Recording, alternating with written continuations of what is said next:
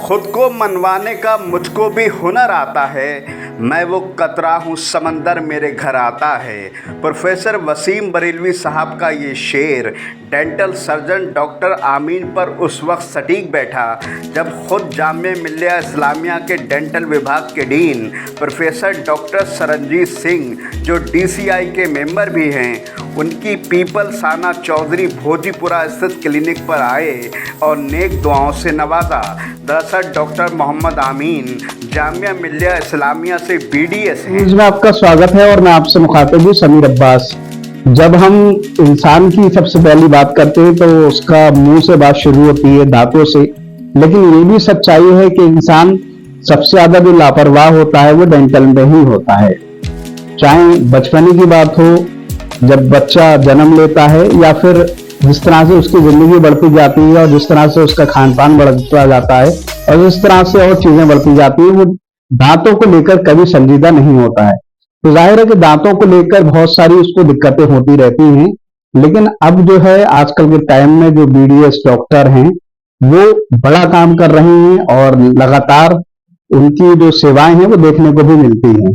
इसी बात को समझने के लिए हम इस वक्त भोजीपुरा के पीपल साना चौधरी में मौजूद हैं और हमारे साथ डॉक्टर मोहम्मद आमीन साहब मौजूद हैं, जो कि उनकी शुरुआती तालीम जो है आजाद नौरंग इंटर कॉलेज सेंथल से हुई और उसके बाद उन्होंने BDS जो है जामिया मिल्लिया इस्लामिया सेंट्रल यूनिवर्सिटी से पूरा किया। वो इस वक्त पीपल साना चौधरी में अपनी सेवाएं दे रहे हैं। डेंटल सर्जन के तौर पर क्या क्या सुविधाएं हैं वो समझने की कोशिश करेंगे साथ में, क्योंकि जैसे मैंने जिक्र किया कि बच्चों के लिए हम ज्यादा लापरवाह होते हैं। दूध के दांत क्या होते हैं और जो तमाम चीजें RCT और जो बहुत सारे विषय हैं इसको लेकर समझने की कोशिश करेंगे। काफी शानदार काम कर रहे हैं और इस इलाके के लिए खास तौर से, और तमाम चीजों को समझने की कोशिश करेंगे। मैं आपसे ही सीधे अब जानूंगा कि पूरा अपने थोड़ा सा और परिचय देते हुए, तारुफ देते हुए फिर हम सब्जेक्ट की तरफ आए। जी, मेरा नाम डॉक्टर मोहम्मद आमीन है और मैंने जामिया से BDS किया है। मेरी शुरुआत जो पढ़ाई हुई थी सेंथल से हुई थी, आजाद नौरंग इंटर कॉलेज से। उसके बाद में मैंने बरेली से की है। उसके बाद में मैं लखनऊ से मैंने अपनी कोचिंग वगैरह की। फिर कानपुर के बाद में मैं सेलेक्ट हो गया और जामिया से फाइनली मैंने BDS किया। तो एक लंबा तजुर्बा है। जामिया तो इतनी बड़ा एक संस्था है, अपने आप में एक बड़ी पाठशाला है किसी भी फील्ड में। मैं आपसे भी जानना चाहता हूं कि जैसे मैंने शुरुआत में कही कि कोई भी इंसान हर बात के लिए संजीदा हो चुका है, लेकिन दांतों के लिए संजीदा नहीं है। अभी भी वो कहीं ना कहीं लापरवाही कर जाता है, जिसका नतीजा ये होता है कि दांतों में RCT और जो तमाम चीजें होती। हम शुरुआत यहाँ से करेंगे कि बच्चों के जो दांत होते हैं, जो 6, 7वें महीने, 8वें महीने निकलने लगते हैं, उसका किस तरह से हम देखभाल कर सकते हैं। फिर दूध के दांत बोले जाते हैं, गाँव में बोले जाते हैं, ये क्या चीज होती है, तो उसको लेकर मैं चाहता हूँ पहले। जी बिल्कुल, आपने बहुत अच्छी बात पूछी है। जनरली क्या होता है, हम लोग ये सोचते हैं कि ये बच्चे के दूध के दांत हैं और ये गिर जाएंगे, इसके बाद में जो हमारे परमानेंट टीथ हैं वो आ जाएंगे आराम से। लेकिन ये एक लापरवाही होती है। जो माइक्रोब्स होते हैं मदर से बच्चे में पहुंचते हैं, तो उसको क्या होता है डेली हमें क्लीन करना चाहिए। और दूसरी चीज ये होती है कि बॉटल फीडिंग जो होती है लगातार कराते रहते हैं, जिसकी वजह से एक कैरीज हो जाती है बच्चे के एक टाइम में और वो सारे दांत उसके खराब होने लगते हैं। तो उसको देखभाल करते रहें, टाइम से सफाई करते रहें और डेंटिस्ट को दिखाते रहें, तो वो चीजें नहीं होंगी। अच्छा ये बताइए कि जैसे कोई हम देखते हैं 6ठे महीने में, 7वें महीने बच्चों के दांत कुछ के नीचे कुछ के ऊपर सब निकलते रहते हैं, फिर ये प्रोसेस आगे का किस तरह से होता है? जी, इसका ये चीज है, हर दांत का टाइम एक अलग होता है निकलने का। ठीक है, अगर मान लो दूध के दांत टाइम से पहले अगर वो गिरने लगे या खराब हो जाए, जो लोग कहते हैं ना कीड़ा लग गया, एक ही रॉन्ग मैसेज है समाज में। कीड़ा नाम का कोई चीज ऐसा होता नहीं है, ये माइक्रोबियल होते हैं और खाना फंसता रहता है धीरे धीरे और वो डिके स्टार्ट होने लगती है, कैविटी बन जाती है उसमें। तो इसमें क्या होता है, डेंटिस्ट के पास में आपको अगर रेगुलर जाते रहेंगे तो उन सारी चीजों से आप बचते रहेंगे। जैसे मसलन क्या होता है, बच्चे के टाइम से पहले अगर टीथ कोई भी खराब हो जाए तो उसको निकालना पड़ता है। अब वहाँ जो न्यूली इरप्टेड टीथ है, नया दांत आ रहा है, उसको जगह नहीं मिलती। जिसकी वजह से क्या होता है, दांत टेढ़े बेढ़े निकलने लगते हैं और आगे चल के और ज्यादा परेशानियों का सामना करना पड़ता है।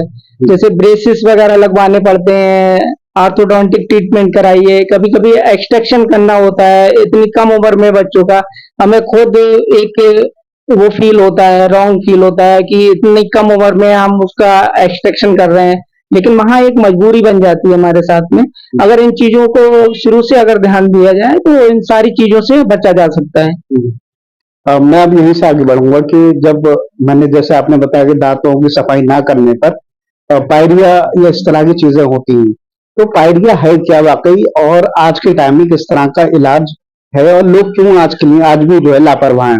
हाँ, आपने बहुत अच्छी बात पूछी है। देखिए, पायरिया क्या है, इसमें क्या होता है, ओरल हाइजीन लोग मेंटेन नहीं कर पाते हैं, जिसकी वजह से ये सारी चीजें होती हैं। जैसे दिन में 2 बार ब्रश करना है, तो लोग उसको एकदम निग्लेक्ट कर देते हैं, कभी वो ब्रश भी नहीं करेंगे, अपने खाना खाया और बस दोबारा सो गए या दूध पिया उसके बाद में सो गए, जबकि प्रॉपर तरीके से ब्रश वगैरह करते रहना चाहिए।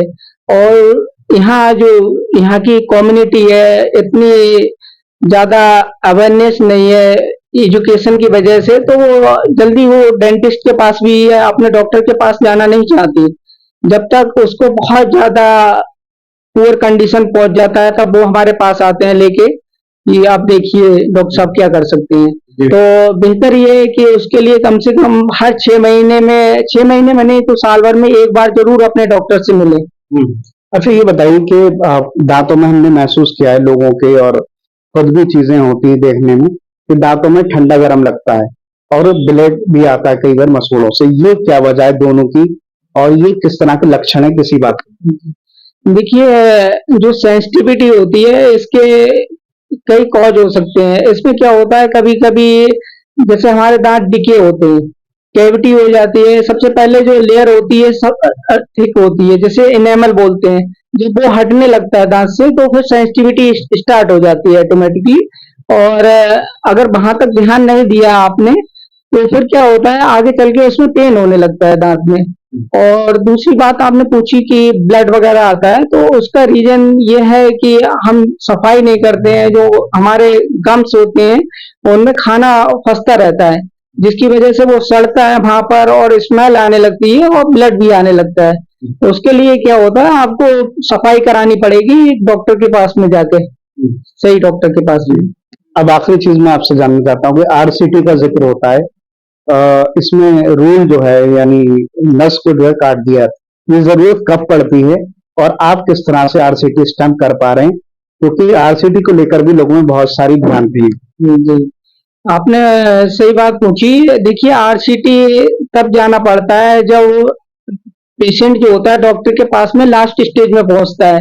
शुरू में क्या होता है, उसे सेंसिटिविटी होती है, जैसे अभी ये हम बात कर रहे थे, उसे ठंडा गर्म स्टार्ट होगा। अगर वो इस स्टेज पे आ भी सकता है तो वहां फिलिंग हो जाएगी और उसका कम खर्चे में उसका काम हो जाएगा। लेकिन जब वो बहुत ज्यादा पेन स्टार्ट हो जाता है, उसमें दांत खराब हो जाता है, तो हम उस टूथ को बचाने की कोशिश करते हैं, जिसमें आरसीटी करते हैं। और आरसीटी में क्या होता है, रूट कैनाल ट्रीटमेंट प्रोसीजर है।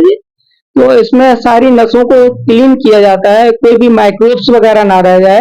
उसमें 3 बार बुलाते हैं, 3 से 4 बार, और उसमें फिर उसको ऑब्चुरेट कर देते हैं वहीं पे।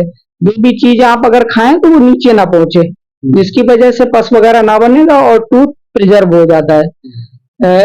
मैं शुरू में आपको एक चीज बताना चाहूंगा। जब भी मैं यहाँ पर स्टार्ट करी थी मैंने क्लिनिक, तो एक मतलब रॉन्ग कॉन्सेप्ट था लोगों के। जब भी अगर पेन है उनके दांत में तो एकदम आते थे कि डॉक्टर साहब इसको निकाल दीजिए। तो उनको समझाया और फिर उनकी समझ में भी आया अल्हम्दुलिल्लाह। फिर उन्होंने आरसीटी कराई और उसके बाद में कैपिंग कराई, और आज वो सही से खा रहे हैं, कोई दिक्कत नहीं है उन्हें। जी।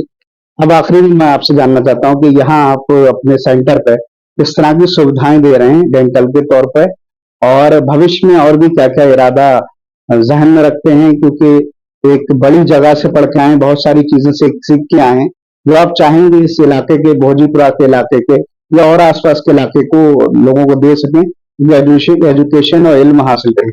जी, मैं यहाँ पर हम लगभग सारी सुविधाएं दे रहे हैं आपको।